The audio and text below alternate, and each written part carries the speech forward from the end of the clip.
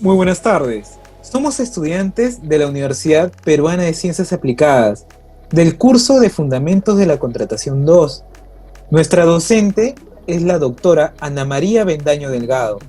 El tema de exposición es respecto de las obligaciones de hacer. La sección es ZD4A. Somos el grupo número 1. Los integrantes del grupo son María Yolanda Hidrogo Cruz, Laura Alexandra Lozano Mudarra, Brian Josué Lazo Lima y quien habla, Francisco Marsal. A continuación le daré el pase a mi compañera Laura Lozano. Buenas tardes, la que les habla es Laura Lozano. Yo voy a explicar el concepto de obligaciones de hacer. Albaladejo expresó un concepto convincente que las obligaciones de hacer se los denomina la ejecución de un hecho, tanto material como inmaterial. Efectivamente, ciertas obligaciones de hacer son inmateriales. Se realizan con la ejecución de un hecho que consiste simplemente en la actividad del sujeto, pero que no se traduce luego en la entrega de un bien. En el artículo 1148 del Código Civil del Perú, se encuentra que el obligado a la ejecución de un hecho debe cumplir la prestación en el plazo y modo pactados o, en su defecto, en los exigidos por la naturaleza de la obligación o las circunstancias del caso. A continuación, pasaré a explicar las obligaciones de hacer en el derecho comparado. Derecho brasileño. En el derecho brasileño, las obligaciones de hacer abarcan en la consistencia de una actividad humana. Por ejemplo, el trabajo intelectual, físico o inclusive a la práctica del acto o negocio jurídico. Desemeja de las obligaciones de hacer, puesto que prevén a esta conducta humana, como el precedente lógico de una eventual obligación de entrega. En cambio, en la obligación de dar, este entregamiento no está procedida por una actividad humana consistente en un hacer. La distinción, por lo visto, está en el hacer, que no se identifica cuando la obligación es solo de dar, según el autor Junior Binet. En el derecho suizo, encontré una doctrina en la que establece que por obligación de hacer debe comprenderse el deber del deudor de ejecutar una acción, actividad, trabajo o industria. Este tipo de obligación ubica su fuente principal en los acuerdos que prevén prestaciones de servicios o de trabajo, tales como el contrato de trabajo, el contrato de empresa, el mandato, asimismo en el contrato de arrendamiento, el de arrendamiento rural, así como de los diversos contratos de sociedades. Dicha obligación también puede derivarse de la ley, en particular de las disposiciones relativas al derecho de vecindad o el usufructo. Un ejemplo claro es el contratista, ya que él tiene la obligación de hacer un trabajo, es decir, ejecutarlo y entregarlo, así como nos menciona el autor Carro. Por lo que se analiza, pues, que para la legislación suiza, las obligaciones de hacer están presentes en varias ramas del derecho, tales como el derecho civil. Ahí en el derecho civil encontramos locación de servicios, mandato, arrendamiento. En el derecho laboral encontramos contrato de trabajo. Y en el derecho comercial, contrato de empresa. Por lo que resulta razonable en la medida en que los servicios o actividades prestados o realizados para satisfacer el interés de otra persona, que pueden agotarse en el mero hacer, o además del hacer requerir un dar, traspasan las fronteras del derecho civil. En nuestro Código Civil contamos con las siguientes modalidades de prestación de servicios a las que se les emplearían las reglas de las obligaciones de hacer. La locación de servicios, como mencioné en la anterior doctrina, el contrato de obra y el mandato. Ahora les hablaré sobre el derecho nicaragüense. Para este derecho, la obligación de hacer se basa sobre todo en la ejecución de un hecho diferente al de la transmisión de propiedad o a la constitución de un derecho real. Puede basarse en un hecho material, construir un edificio, pintar un cuadro, hacer una operación quirúrgica, O en un hecho jurídico también, por ejemplo, entregar la cosa arrendada o dada en comodato. Obligarse a dar un contrato, o sea, la promesa del contrato, según nos explica Escobar. No obstante, se estima que ese hecho distinto al de la obligación de dar, así bien puede constituir en un hacer, como por ejemplo, ¿no? La construcción de un bien inmueble, ¿no? Podría acabar en un dar. Por ejemplo, al hacer entrega el deudor a su acreedor del inmueble luego de haber terminado de construir. Aquí claramente hubo un hacer, construir el inmueble, pero también un dar, o sea, entregar del inmueble luego de construirlo. A continuación le paso con mi compañera María Yolanda. Buenas tardes, mi nombre es María Yolanda y María Yolanda Hidrogo, en esta ocasión explicaré sobre la clasificación en cuanto a las obligaciones de dar. Las obligaciones que pueden ser ejecutadas por cualquier persona y obligaciones intuitu personae, y 2, las obligaciones de medios y obligaciones de resultados.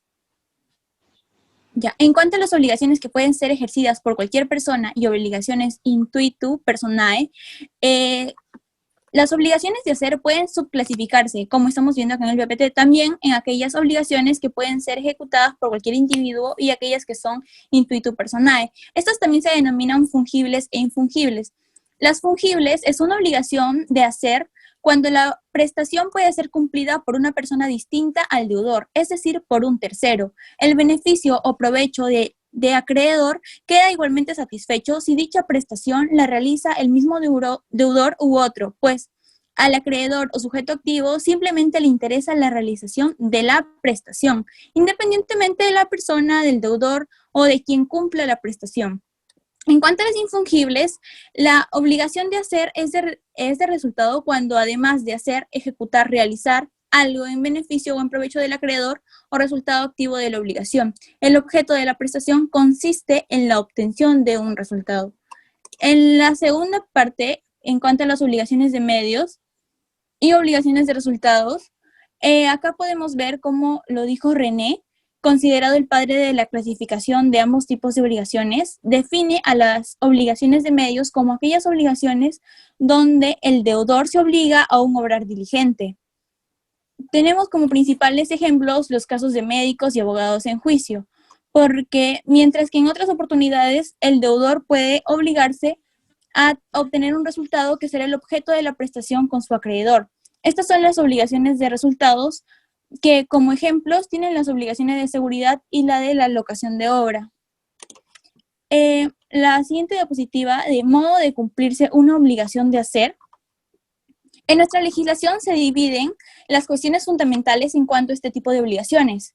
En A, su ejecución o modo de cumplirse, y B, sus efectos. Con respecto al punto A, haré mención del artículo 1148 del Código Civil. Dicho artículo indica que el obligado debe corresponder en cuanto a la prestación en el plazo y modo acordado.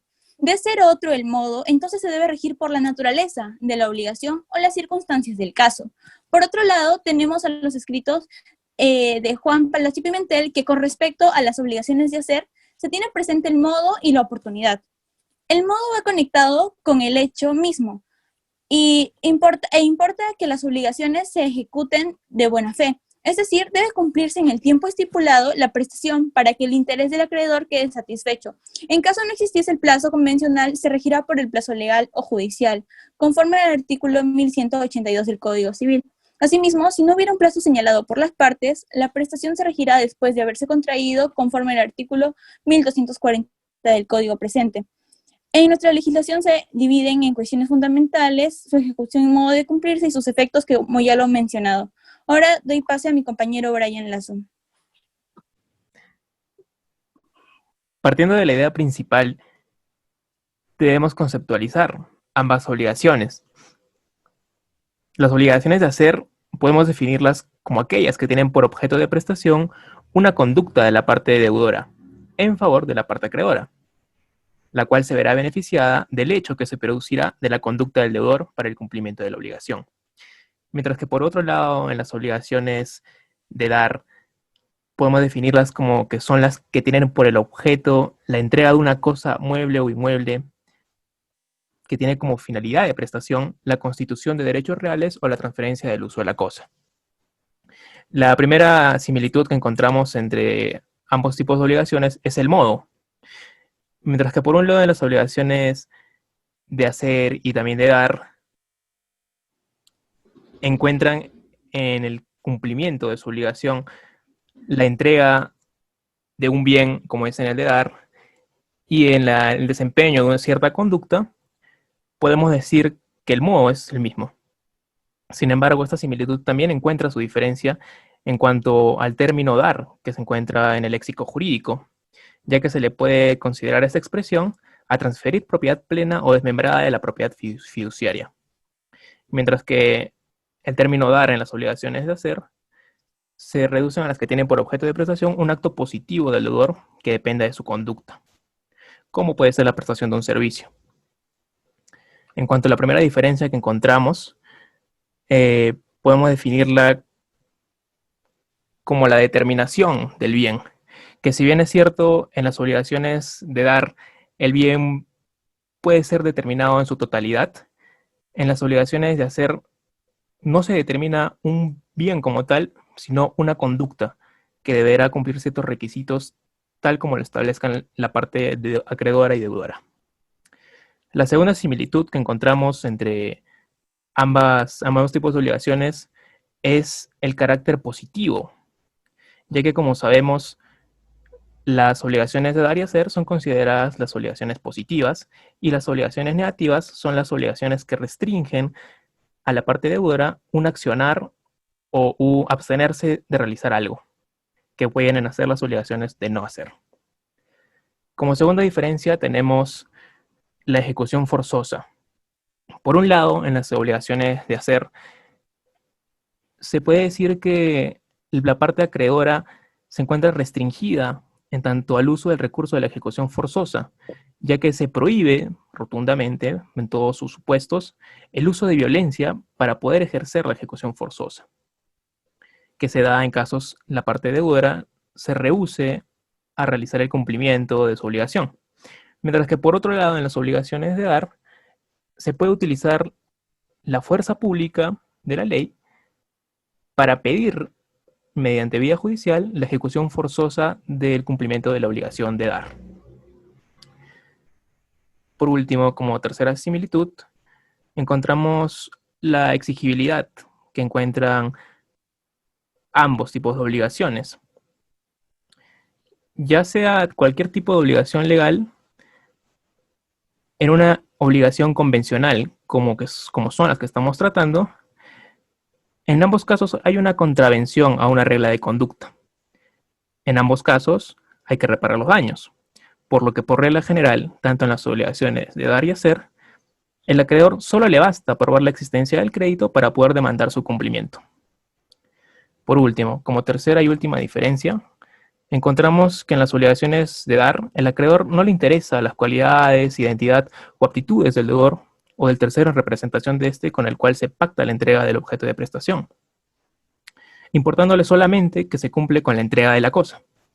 A diferencia de las obligaciones de hacer en el tipo intuito personae o personalísimas, al acreedor sí le importará bastante las aptitudes, la identidad, quién realizará el cumplimiento de la obligación, ya que partimos de la premisa de que si el acreedor eligió que este deudor cumpla con la obligación, lo hizo por algo, ya sea por sus cualidades o por sus aptitudes. Gracias.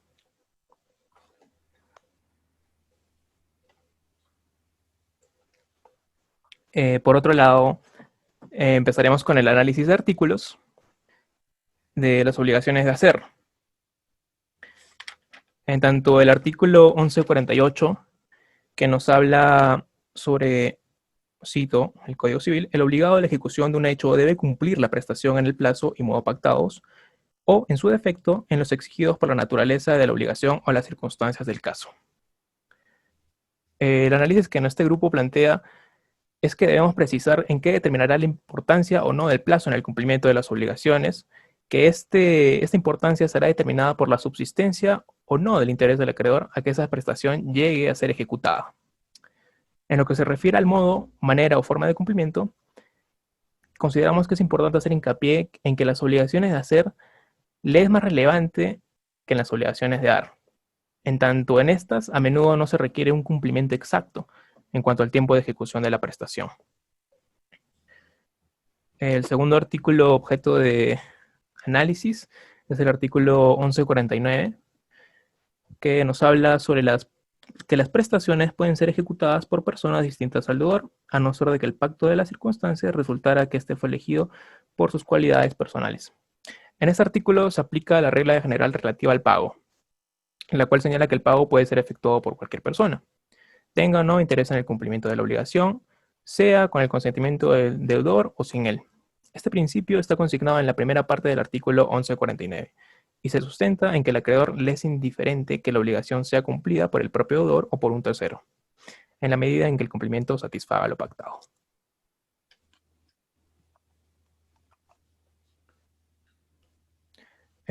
Por otro lado, en el artículo 1150 nos habla de las, tres facultades que posee un acreedor en caso la parte deudora se rehúse al cumplimiento de la obligación. Tenemos como primer recurso la exigibilidad de la ejecución forzosa, exigir un cambio en el sujeto de la parte deudora, dejar sin efecto la obligación, y en caso de estos tres recursos no surjan los efectos deseados en la ejecución de la obligación y el acreedor considere que no se ha cubierto por completo la obligación que en un primer momento se pactó, podrá recurrir a una indemnización por daños y perjuicios por el incumplimiento de la parte deudora.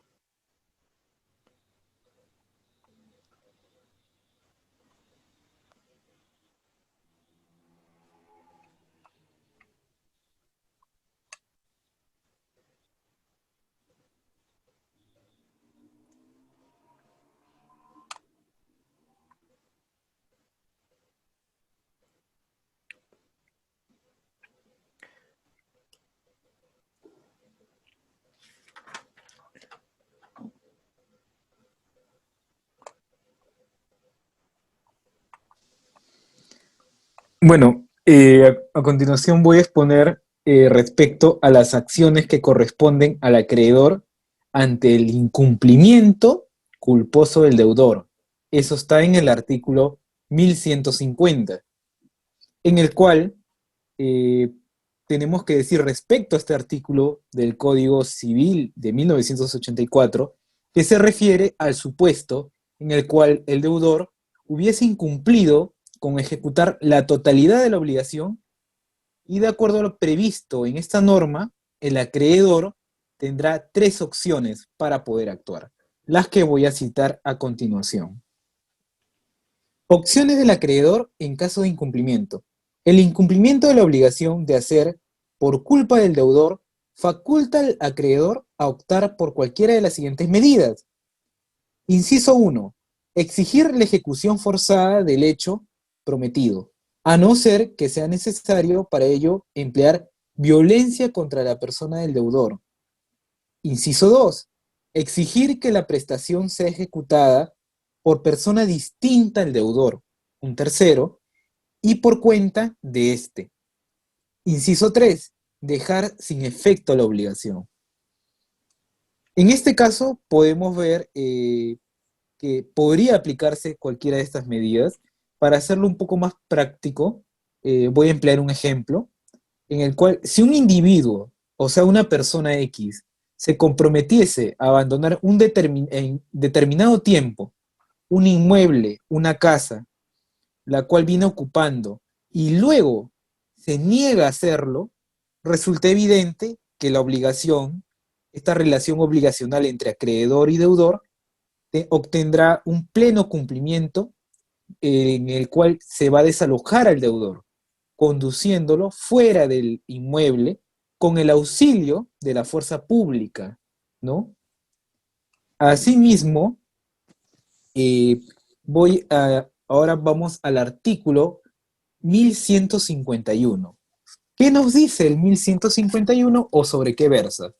El 1151 trata sobre el cumplimiento parcial, tardío o defectuoso por culpa del deudor, en el cual, respecto al análisis que hemos hecho, es explícito señalar que en referencia a este artículo, en lo que respecta al incumplimiento de la obligación de hacer o su cumplimiento, se refiere al supuesto de que existe dolo o culpa del deudor, es decir, la ausencia de la culpa determinará la ausencia de la responsabilidad.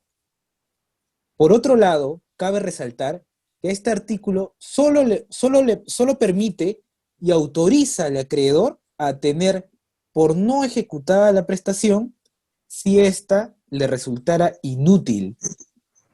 El cumplimiento parcial de escasa importancia no originaria, en definitiva, la inutilidad de la obligación, sino únicamente la reducción de la contraprestación, si lo hubiere. Por ejemplo, si el deudor realiza el 100% del servicio de la prestación de hacer, pero lo hace en forma tal que no satisface el interés del acreedor, en tal forma que no se ciñe a los términos del pacto o a las reglas de la técnica, esta forma de incumplimiento culposo da al acreedor el derecho de poder adoptar a su elección por cualquiera de los 4 incisos del artículo 1151, que son los siguientes. El artículo 1151.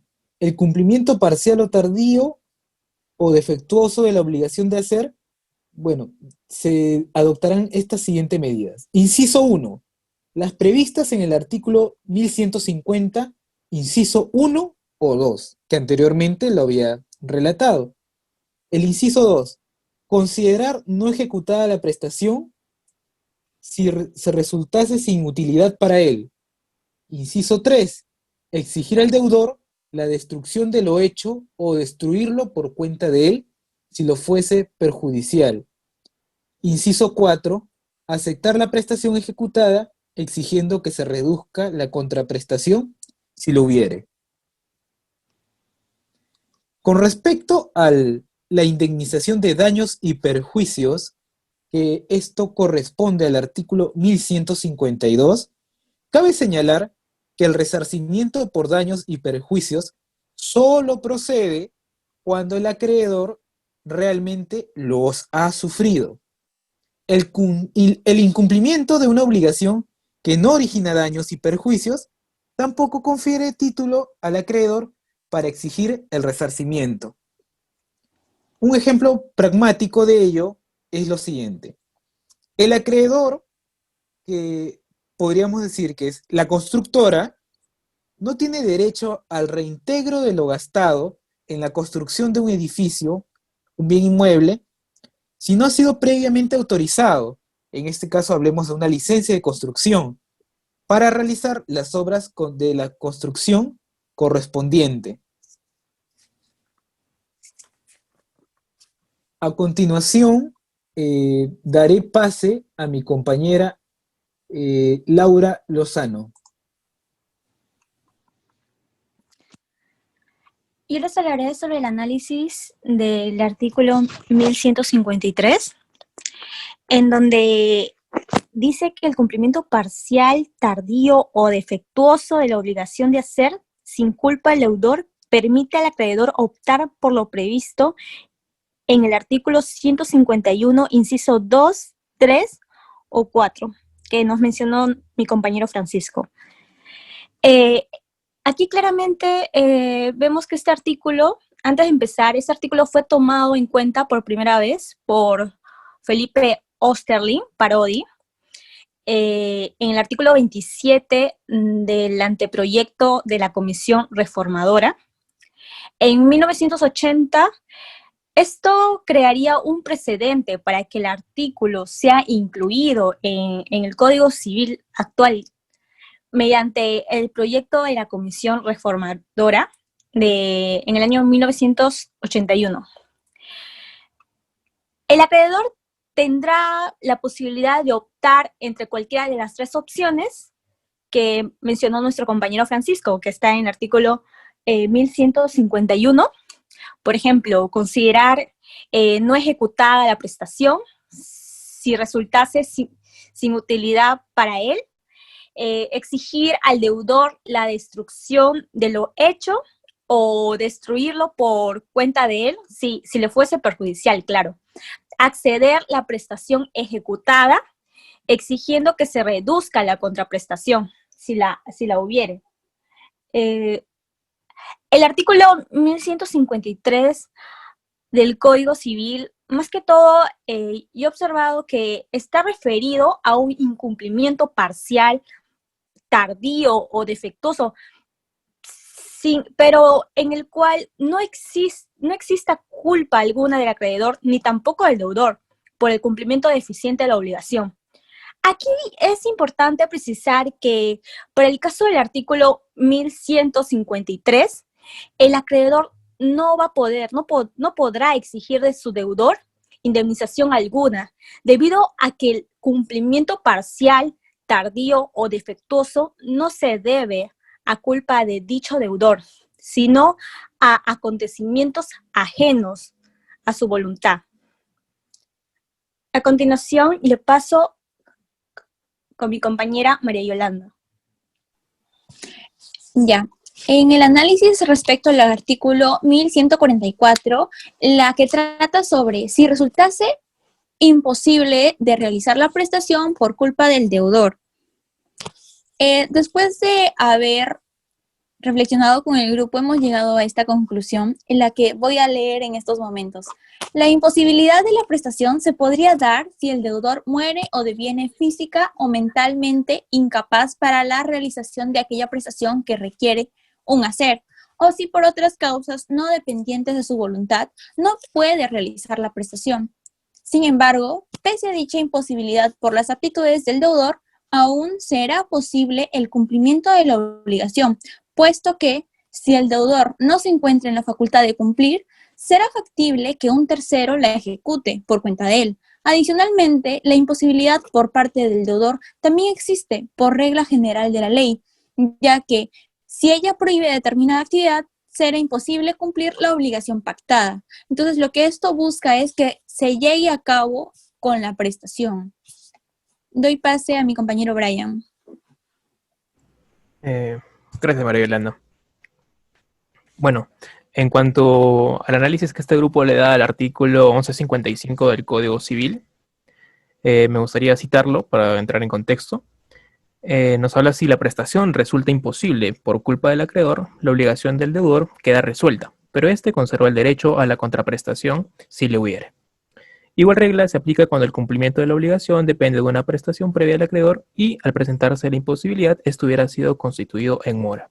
Si el deudor obtiene algún beneficio con la resolución de la obligación, su valor reduce la contraprestación a cargo del acreedor. El presente artículo nos habla sobre un supuesto de imposibilidad de la prestación por culpa del acreedor, lo cual, a nuestro parecer, en este caso, la imposibilidad de la ejecución evidentemente resuelve y extingue la obligación. En caso de un contrato de prestaciones recíprocas, podríamos decir que el deudor conserva su derecho a contraprestación. Le doy el pase ahora a mi compañero Francisco para que explique los dos últimos artículos sobre las obligaciones de hacer en el Código Civil. Gracias, compañero Brian. Bueno, les voy a explicar respecto al análisis del artículo 1156. En este caso, cabe señalar que voy a citarlo de igual manera para entrar en mayor énfasis. El artículo 1156 señala: si la prestación resulta imposible sin culpa de las partes, la obligación del deudor queda resuelta. El deudor debe devolver en este caso al acreedor lo que por razón de la obligación haya recibido, correspondiéndole los derechos y acciones que hubiesen quedado relativos a la prestación no cumplida. Podemos decir respecto a este artículo, haciendo un análisis, que el Código Civil peruano regula el supuesto en el cual la obligación de hacer a cargo del deudor resulta imposible de ejecución, sin culpa ni del deudor ni del acreedor. Vale decir que ambas partes han actuado con la diligencia requerida. Este precepto prevé que el riesgo de la contraprestación lo sufre el deudor. Por otro lado, respecto al artículo 1157, nos señala: si como consecuencia de la inejecución, por culpa del deudor, éste obtiene una indemnización o adquiere un derecho contra tercero en sustitución de la prestación debida, el acreedor puede exigirle la entrega de tal indemnización o sustituir al deudor en la titularidad del derecho contra el tercero.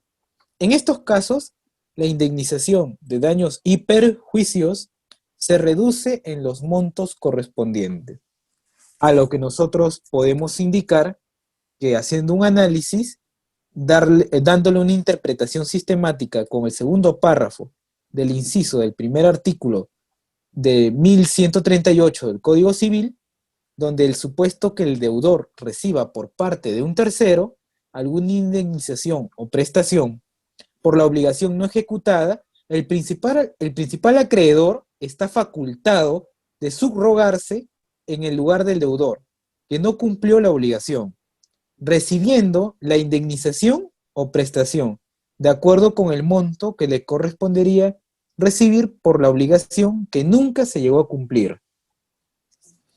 A continuación, voy a narrar a las conclusiones que hemos llegado como grupo.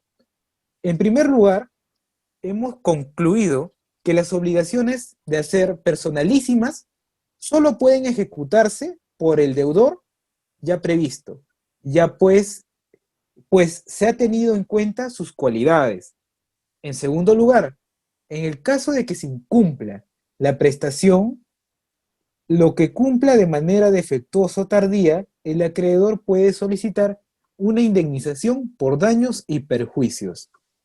Y en tercer y último lugar, las obligaciones de hacer se clasifican en las que pueden realizarse por cualquier persona y las que pueden ser realizadas por un tipo en especial de personas.